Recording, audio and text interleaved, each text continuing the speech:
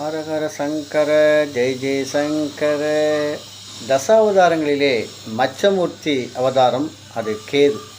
வேதங்களை காக்க மகாவிஷ்ணு எடுத்த அவதாரமே இந்த மச்ச அவதாரம் தான்.